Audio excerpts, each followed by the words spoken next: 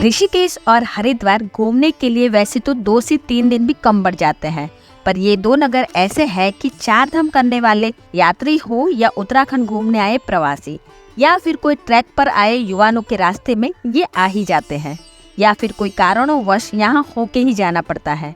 तब आपको समझ नहीं आता कि एक दिन में हरिद्वार को कैसे घूमा जाए। तो इस वीडियो में मैं आपको एक दिन में आप क्या क्या कर सकते हैं और मैंने क्या क्या किया ये बताऊंगी। Hey good morning everyone, the techniques में आपका फिर से एक बार स्वागत है। मैं हूँ आपकी होस्ट धर्मिष्ठा और अभी मैं हूँ हरिद्वार में। और इस वीडियो में मैं आपको हरिद्वार कैसे पहुँच सकते हैं, कितना खर्च होता है, रहने का क्या सुविधा है, खाने पीने की क्या सुविधा है, कहाँ कहाँ आपका कितना पैसा खर्च होने वाला है, ये सब कुछ दिखाऊंगी। और क्या क्या घूम सकते हैं ये तो दिखाऊंगी और क्या क्या खा सकते हैं वो भी दिखाऊंगी। तो वीडियो को अंत तक ज़रूर देखना और अभी तक आपने मेरी चैनल को सब्सक्राइब नहीं किया है तो प्लीज़ कर लेना। वैसे मेरी यह ट्रिप प्लान नहीं थी, मैं ऐसे ही मुंबई से दिल्ली के लिए निकल पड़ी थी और फिर वहां से मैं उत्तराखंड परिवहन की बस पकड़कर हरिद्वार पहुंच जाती हूं। दिल्ली से हरिद्वार की दूरी 220 किलोमीटर की है और इसे तय करने में 4 से 5 घंटे लगते हैं, पर ट्रैफिक होने के कारण हमें कुछ ज़्यादा ही समय लगा था। आप यहाँ फ्लाइट या ट्रेन से भी आ सकते हैं। बस स्टैंड और रेलवे स्टेशन एक ही जगह पर आमने सामने है और फ्लाइट से आना चाहते हैं तो देहरादून का जॉली ग्रांट एयरपोर्ट सबसे नज़दीक है, जिसकी दूरी 40 किलोमीटर है। वैसे मैं बिना बुकिंग और प्लानिंग से आई थी, तो मैंने सबसे पहले अपना स्टे ढूंढना शुरू किया और कुछ ये अनुभव हुआ। अभी मैं टुक करके रूम ढूंढने जा रही हूँ। रूम मेरा कोई फिक्स नहीं है, बहुत सारी जगह पे मैंने डाला तो वो बोले कि हम सोलो ट्रैवलर को नहीं देते हैं। रीज़न पूछा तो रीज़न थोड़ा शॉकिंग था और समाज के लिए थोड़ी चेतावनी मिला था कि जो लोग सोलो आते हैं, ज़्यादातर बहुत सारे लोग ऐसे ड्रग्स वगैरह लेते हैं और फिर कभी कभी सुसाइड भी कर लेते हैं, तो पुलिस के झंझट में कुछ पढ़ना नहीं चाहता। तो सारी धर्मशाला वाले सोलो ट्रैवलर, चाहे वो लड़का हो या लड़की, वो लोग नहीं देते हैं। तो मुझे ये फेस करना पड़ा। ठीक है, मैं देखती हूँ मुझे क्या मिला है। जब होटल वगैरह देखती हूँ, होटल का रेट अभी वीकेंड में आई हूँ तो लॉन्ग वीकेंड है। आज 1 अक्टूबर है, कल 2 अक्टूबर है, शनिवार रविवार और फिर ऐसे लॉन्ग वीकेंड हो रहा है, तो उसकी वजह से यहाँ भीड़ ज़्यादा है। और सारे जो होटल के रेट है वो 1500 2000 इस प्रकार से हो गए, जबकि वो बहुत ही कम होते हैं, नॉमिनल होते हैं। 500 700 1000 रुपये में रूम वगैरह मिल जाती है, डॉर्मेटरी वगैरह मिल जाती है, बट अभी रेट ज़्यादा है। फाइनली मुझे रूम मिल गया है जो रेलवे स्टेशन और बस स्टैंड के नज़दीक था। आप हरिद्वार कई तरह से घूम सकते हैं। आप यहाँ सारी जगह देखने के लिए रिक्शा हायर कर सकते हैं, 2 व्हीलर या 4 व्हीलर भी हायर कर सकते हैं, और आप चाहे तो मेरी तरह कुछ जगह पैदल ही घूम सकते हैं। आज मैं सुबह सुबह ही निकल पड़ी हूँ मनसा देवी के लिए, पर उससे पहले मैंने ब्रेकफास्ट किया। यहाँ आपको 40 से 50 रुपए में अच्छे से अच्छा ब्रेकफास्ट मिल जाएगा। मनसा देवी मेरे स्टे से काफी नजदीक थी, इसलिए मैं पैदल ही चल देती हूँ, पर मुझे इस भैया ने लिफ्ट दे दी है। मनसा देवी में बहुत भीड़ होती है, तो आप कोशिश कीजिए कि ये दर्शन सुबह सुबह ही हो जाए। तो मैं टिकट लेके एंटर कर रही हूँ। मैं चेकिंग कर लूँ, फिर आपसे बात करती हूँ। तो मैं मनसा देवी पहुंच चुकी हूँ रोपवे लेके। 444 की टिकट थी, जिसमें मनसा देवी और चंडी देवी करूँगी और उसमें ट्रांसपोर्टेशन भी इंक्लूडेड रहेगा। अगर मैं ट्रांसपोर्टेशन नहीं लेती तो 95 रुपीज़ कम हो जाते हैं। अगर ट्रांसपोर्टेशन लेते हो तो उसमें ऐड हो जाएंगे, ये देखना। और 4 मंदिर का कॉम्बो लेते हैं तो 624 रुपये आपको देना पड़ेंगे और ट्रांसपोर्टेशन का भी सेम पर पर्सन जो चार्ज होता है वो आपको देना पड़ेगा। तो इस प्रकार से हिसाब है मनसा। और ये सारे मंदिर और रोपवे का ऐसा है कि ये मंदिर शुरू होते हैं 6 बजे और बंद होते हैं शाम के 5:30-6 बजे। तो इस प्रकार से आप देख लीजिए। दूसरा ये है कि ये सारे मंदिरों में काफ़ी भीड़ रहती है। आप रोपवे वगैरह भी करेंगे, सिंगल टिकट लेते हैं, जैसे मनसा देवी थी कि 120 रुपया है। अगर सिंगल चंडी देवी की लेते हैं तो 122 रुपया है।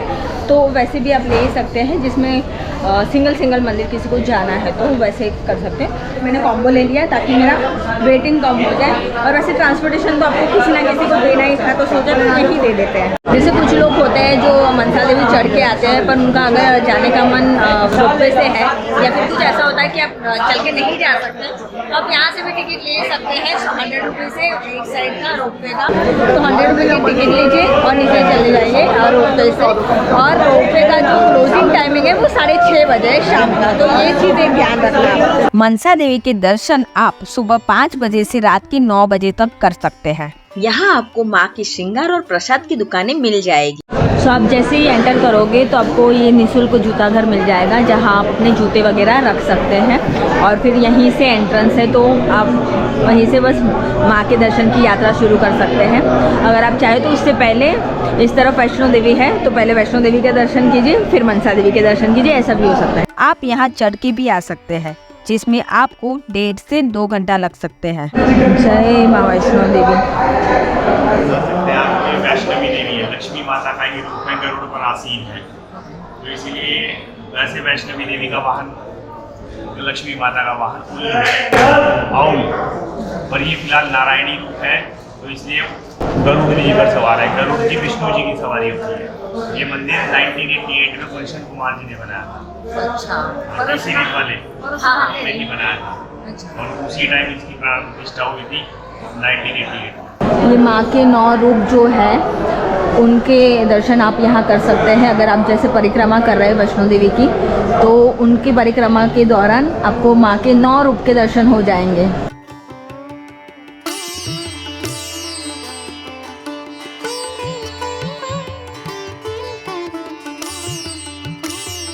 नवरात्रि में यहाँ काफी भीड़ रहती है। मनसा देवी शिव और पार्वती जी की पुत्री है।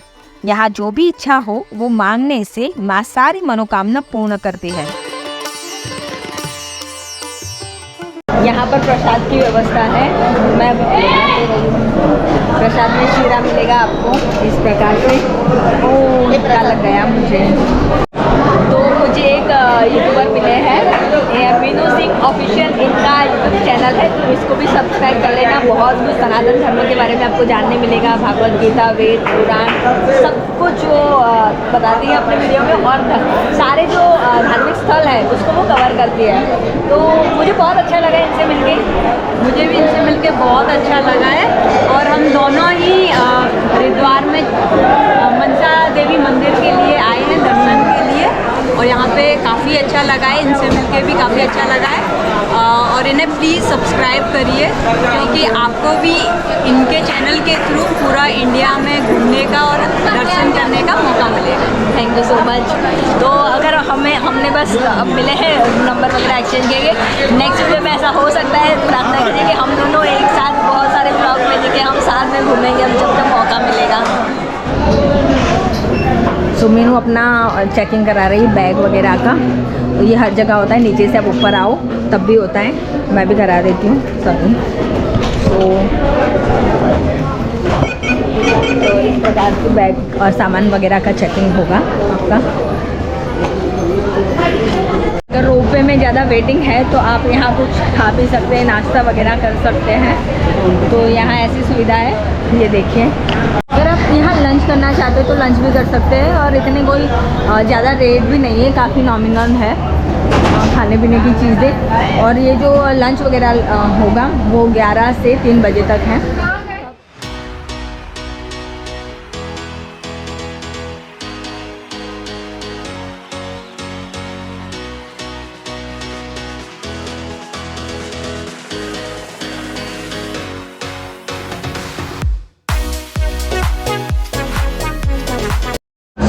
मनसा देवी के दर्शन कर लिए हैं, अब मैं चंडी देवी जा रही हूँ।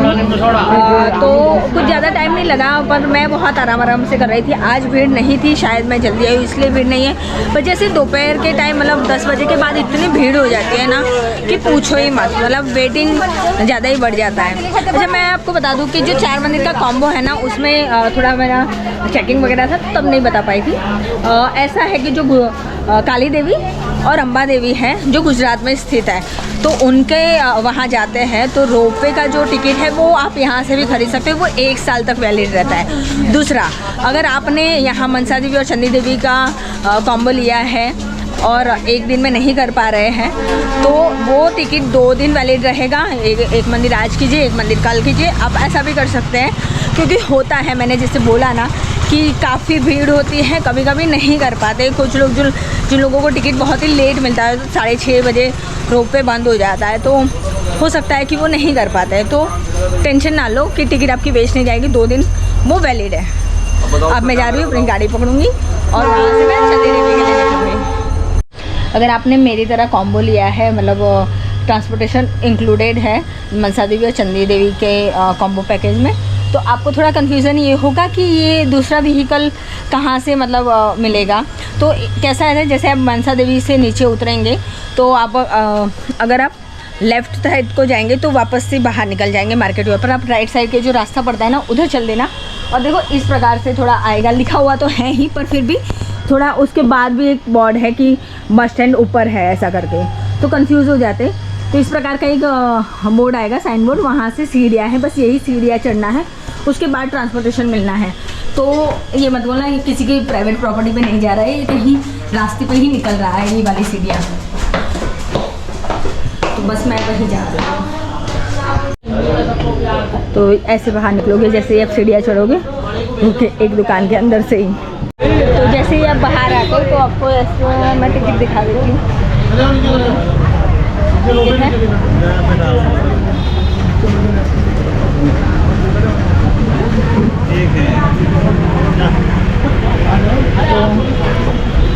मेरा टिकट चेक हो चुका है और यहीं से ट्रांसपोर्टेशन मिलेगा। तो ये व्हीकल है मेरा 1581, और बाकी जैसे भरेगा वैसे चल देंगे। हाँ,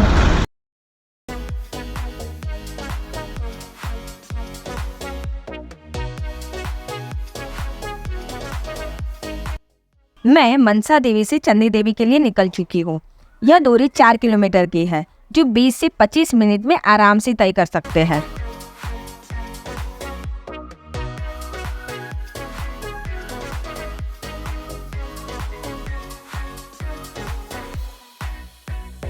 तो अभी मैं चंदी देवी पहुंच चुकी हूँ। ये जो गाड़ी आप देख रहे हैं, बस उसी से आई हूँ। अब प्राइवेट रिक्शा वगैरह से तो 50 रुपये वन साइड के लेते हैं, 50 रुपये आने के, 50 रुपये जाने के। पर बात वही है कि फिर आपका खर्चा जो है वो सेम हो ही जाएगा, 5 रुपये इधर उधर, और वेट ढूंढना, फिर बार्गेनिंग करना। कोई ज़्यादा भी बोल सकता है, ऐसा भी नहीं है कि उतना ही बोलेगा। तो इससे बेटर है कि यही ले लो, 5 रुपया कम है वो तो है ही, बट वेटिंग कम हो जाएगा, आपको राह नहीं देखनी पड़ेगी। तो बस मैं अभी प्रवेश कर रही हूँ। आपको सामान लेके आता है, जैसे बैग वगैरह है मेरी तरह आपके पास, तो आपको यहाँ चेकिंग करानी पड़ेगी, पर्स वगैरह यहाँ चेक कराना पड़ेगा इस प्रकार से। जो अभी मेरा है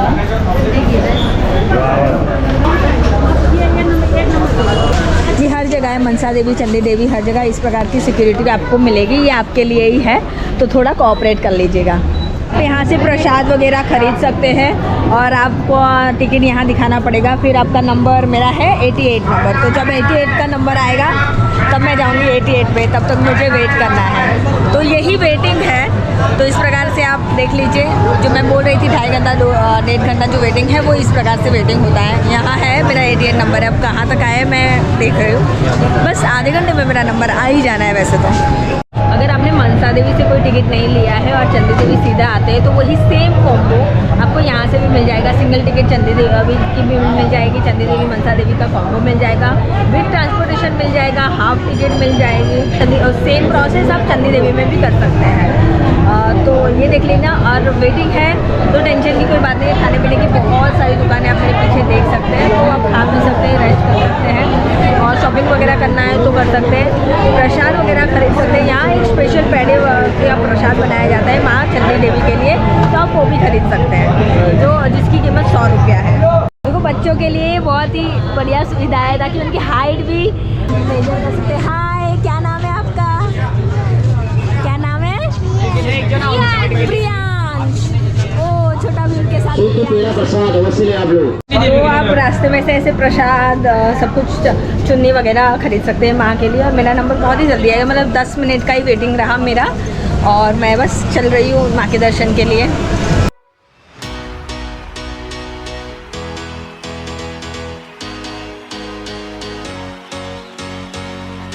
चंदी देवी शिवालिक हिल के नील पर्वत पर विराजमान है। यहाँ आप सुबह 7 बजे से रात के 7 बजे तक आ सकते हैं। तो थोड़ा सा जहाँ रोप पे उतर है 100 मीटर चलना है, फिर माँ के दर्शन हो जाएंगे। देखो मंदिर मेरे पीछे यहाँ दिख रहा है, बस वही है मंदिर, ज़्यादा चलना नहीं होगा। माँ यहाँ चंडी देवी स्तंभ के रूप में प्रकट हुई थी, स्वयंभू है और यहाँ के दर्शन बड़े ही पावन माने जाते हैं। जो भी इच्छा मांगो माँ पूरी करती है। तो जब भी आते हो माया देवी, चंडी देवी, मनसा देवी, इनके दर्शन ज़रूर कीजिएगा। हरिद्वार आए और इनके दर्शन नहीं किए तो क्या ही किया। तो यहाँ आप जूता निकाल सकते हैं, इसके कोई चार्जेस नहीं हैं। तो ये मंदिर के द्वारा ये सेवा उपलब्ध कराई जाती है।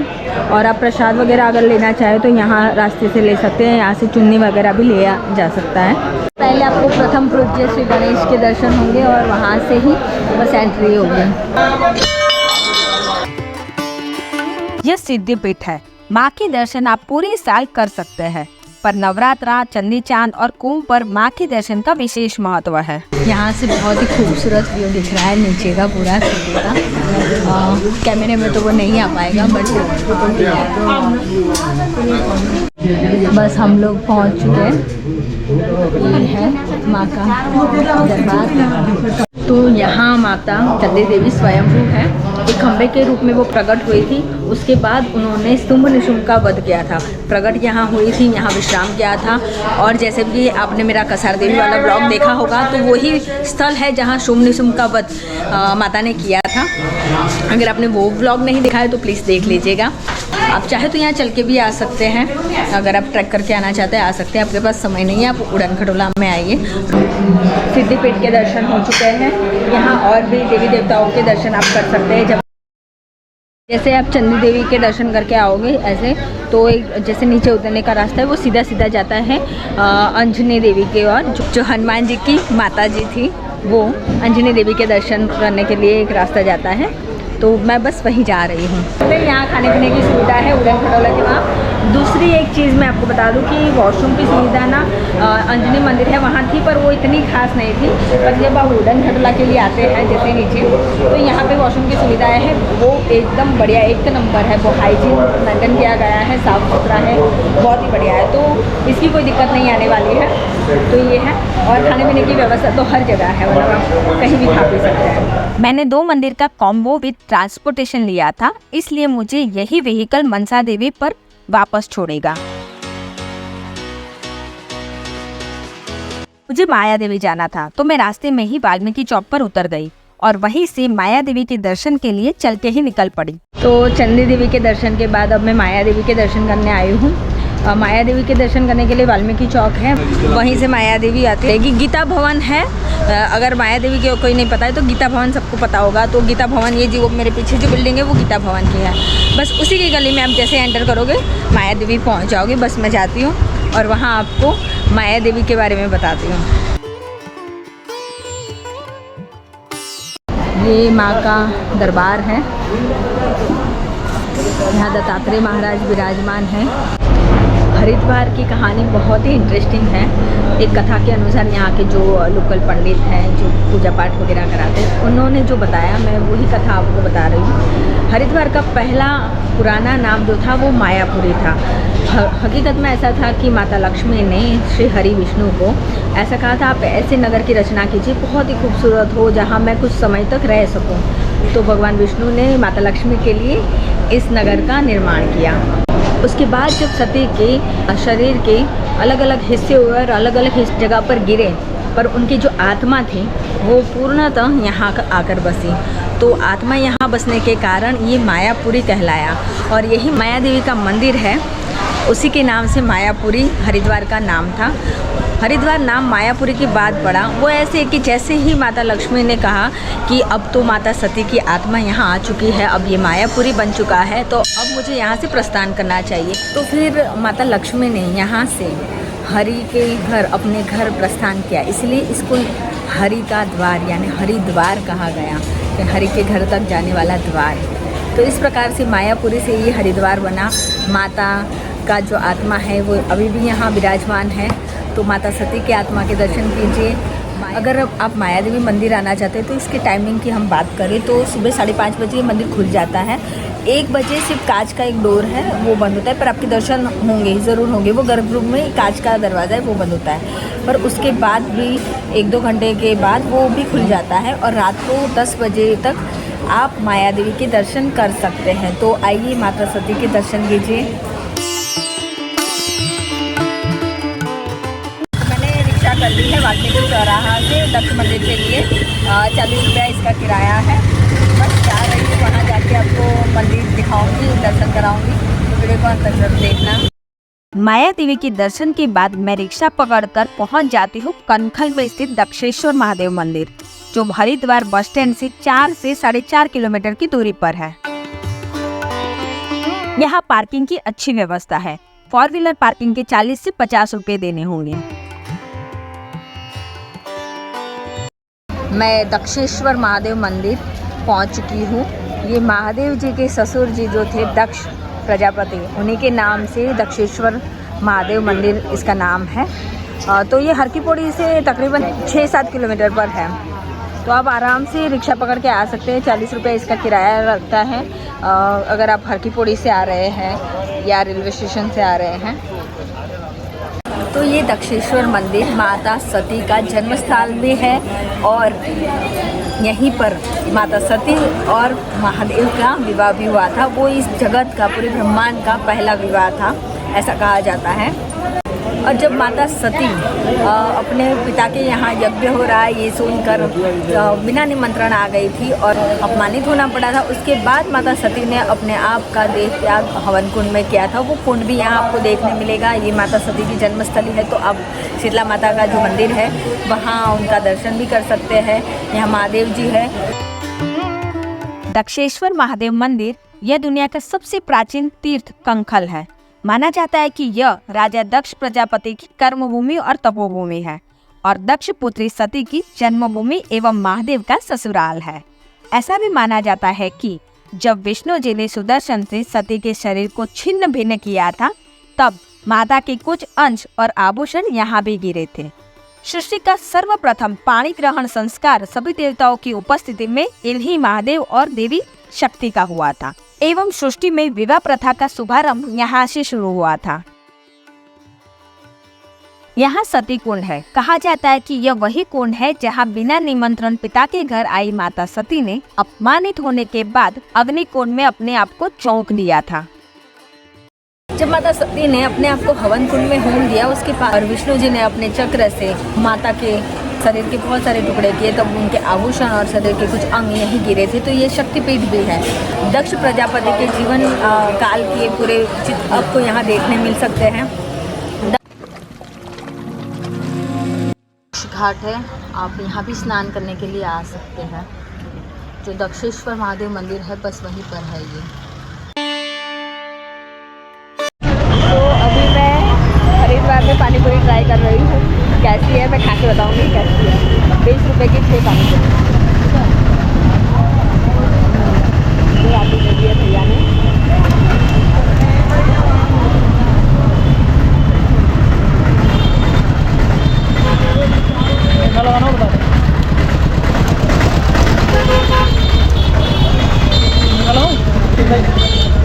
मीठा लगा एक।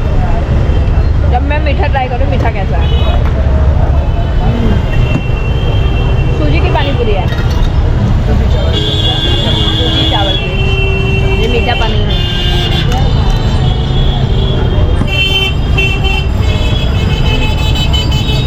अब भैया को याद रखो, दर्शन मिल रहे हैं पर बहुत ही अच्छी पानी पूरी मिल रही है। यहाँ से निकलकर मैं पहुँच जाती हूँ हर की पौड़ी, दुनिया में प्रसिद्ध गंगा आरती में सम्मिलित होने। अभी मैं हर की पौड़ी आ चुकी हूँ। आज आरती अटेंड करूँगी, तो जल्दी से जगह ले लेती हूँ ताकि मुझे अच्छे से आरती करने मिले। जनरली कैसा होता है ना कि लोग जगह ले लेते तो आपको बहुत दूर से कभी तो दिखती भी नहीं है, सिर्फ भीड़ दिखती है। और भीड़ अगर आगे बैठी भी है तो वो खड़ी हो जाती है जैसे ही आरती शुरू होती है। तो मैं सोच रही हूँ आज जल्दी जाके आगे बैठ जाऊँ, फिर आरती अटेंड करके वापस दिल्ली के लिए निकल जाती हूँ। देख सकते हैं आप, ये ना कपड़े चेंज करने के लिए पूरी व्यवस्था की गई है प्रशासन के द्वारा। तो पूरे घाट पे थोड़े थोड़े अंतर पे ये मिलेगा आपको, तो टेंशन लेने की कोई ज़रूरत नहीं। अगर आप गंगा स्नान करना चाहते हैं, उसके बाद कपड़े चेंज करना चाहते हैं, तो ये महिलाओं के लिए है, पुरुषों के लिए भी है। तो अलग अलग जगह पे व्यवस्था की गई है, तो आप इसका प्रयोग कर सकते हैं। घाट के नज़दीक इस प्रकार से पानी की व्यवस्था है जो निःशुल्क है और काफ़ी ठंडा पानी मिलता है यहाँ। देखिए, और पीने के लिए ऐसा भी नहीं है, यहाँ लोटा वगैरह रखा गया है, तो आप इसका प्रयोग कर सकते हैं। ये देखिए, काफ़ी अच्छी सुविधा है। देखो, प्लास्टिक वेस्ट के लिए ये मशीन रखा गया है घाट के किनारे पे। इससे क्या होता है कि आप यहाँ से प्लास्टिक की बोतल डालेंगे, वो अंदर जाएगी और वो पूरा क्रश कर देगा उसको। तो ये अच्छा है, ये प्लास्टिक का यूज़ भी नहीं होगा, वो बोतल फिर से फिल भी नहीं की जाएगी और आसपास के वहाँ प्लास्टिक का कचरा कम जमा होगा। एक अच्छी पहल है ये, और बस लोगों से निवेदन है कि इसका प्रयोग करें। भीड़ देखो आरती के लिए।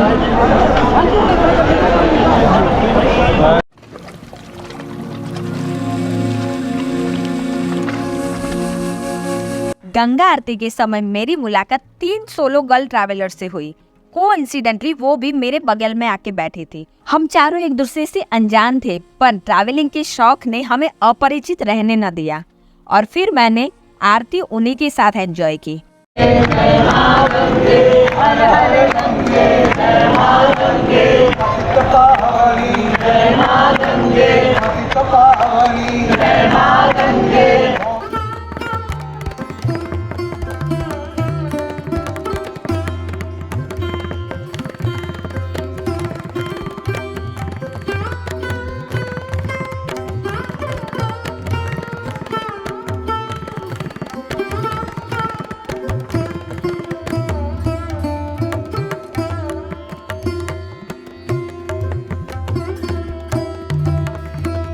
विदा लेने से पहले मैं आपको बता दूं कि हरिद्वार में मैंने ज़्यादातर डिनर रघुवंशी होटल में किया है। यहाँ 140 रुपये में अनलिमिटेड गुजराती थाली मिल जाती है। आपको हरिद्वार में इससे भी सस्ता फूड ऑप्शन मिल जाएगा, पर मुझे इनका खाना बहुत अच्छा लगा है, तो मैंने यही खाया था।